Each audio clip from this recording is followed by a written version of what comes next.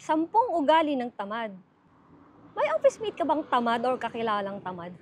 Problema talaga ng lipunan yan eh. Pero bago natin pag-usapan yan, ako nga pala si Itzel, isang entrepreneur at empleyado. Konting story time lang about dun sa office mate na masasabi ko na ang tamad. Pag naalala ko kasi, ang sakit kasi talaga sa ulo nun kasi hindi siya talaga nagpa-participate sa trabaho namin. Ganito kasi nangyari, bilang IT, meron kasing incident manager. Ang ginagawa nun, sila yung nagko-close ng tickets. Tapos, nung time na yon, panggabi kami. Ang shift namin, 11 p.m. to 8 a.m. Meron kaming isang ka-teammate na hindi nagpa-participate. Hindi siya nagko-close ng tickets. Ginagawa niya, nagsa-cellphone lang siya. Hindi ko alam, puro laro lang yata yung inaatupag niya.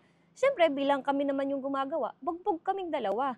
Kaya ang nangyari, sinumbong na lang namin siya sa manager namin kasi nahihirapan na kasi kami sa panggabi.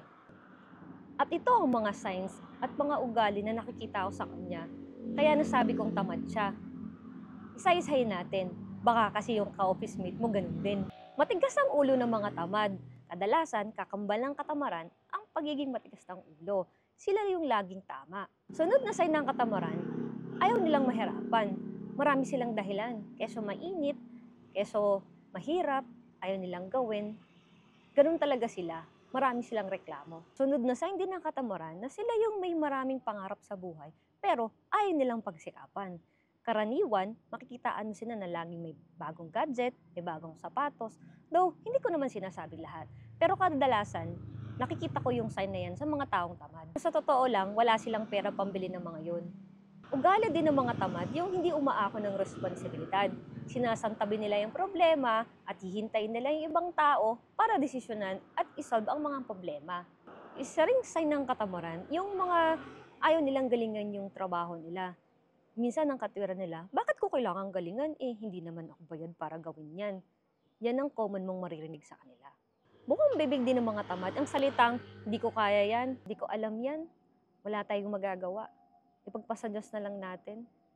Wala, ganun talaga eh. Yun lang ibinigay sa atin eh.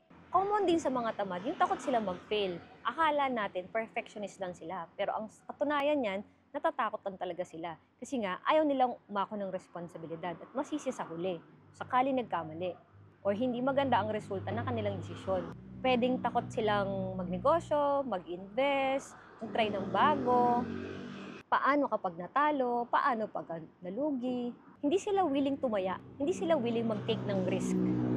Kadalasan din sa mga tamad, ayaw nilang mag-aral, inaasa nila yan sa ibang tao kapag may mga bago. Allergic sila sa change. Kapag may bago, hindi nila yun pagsisikapan na aralin. Iaasa na lang nila yun sa iba. Kaya ang nangyayari, namimiss nila yung opportunity. Napupunta tuloy ang success sa ibang tao. At dahil ayaw nilang mag-aral, umaasa na lang sila sa karunungan ng iba. Ayaw nilang magdesisyon kasi ayaw nila ng responsibilidad. Common din sa mga tamad yung mahirap baguhin yung pag-iisip. Kahit anong explanation mo sa kanila, hindi mo talaga mababali ang kanilang paniniwala. Ayun na nga, may mga strong opinions nga sila. Pero kahit tamad sila, may mga pangarap sila. Pero wala silang plano para pagsikapan yun. Kadalasan, gusto nila yung easy money, shortcut. Meron din silang mga tendency na mahilig sila sa leisure, pwedeng inom, pwede ding sugal. Mapapansin mo rin sa mga tamad, yung mahilig silang humingi. Kumbaga, kabig lang sila ng kabig. Hindi ko naman sinasabi na lahat, pero kadalasan, sila yung mga ganun. Yung minsan, kapag may get together kayo, sila yung laging dala lang nila yung sarili nila. Wala talaga silang ambag. Wala namang masamang tumulong. Sa paniniwala ko, okay lang naman yun. Basta sana, either sobrang tanda, sobrang bata, o may kapansanan. Kung may capacity pa naman sila para magtrabaho at magsikap, i-encourage natin sila. Kung nakikita nyo yung mga sinabi kong pag-uugali, sana naman, huwag natin konsentihin. Huwag natin premyuhan yung mga tamad. Kasi kadalasan, yung mga masisipag, sila ang napaparusahan. Sinashare ko to kasi naniniwala ako na kailangan maging aware tayo sa ating habits. Tsaka ang awareness, yung talaga yung magpapabago sa atin. Kung kailangan natin baguhin ang ating pag-uugali.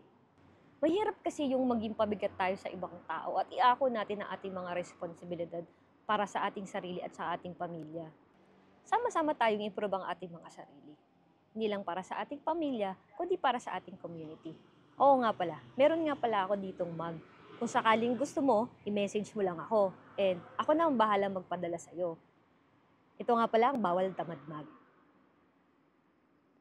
Kung interested ka sa mga ganitong content, like, share and follow mo lang ako para makita mo pa yung future contents ko. Ako pala ulit si Itzel at nagsasabi na kung gusto mo ng pagbabago, simulan mo sa sarili mo. Kung hindi ngayon, kailan pa? Bawal tamad.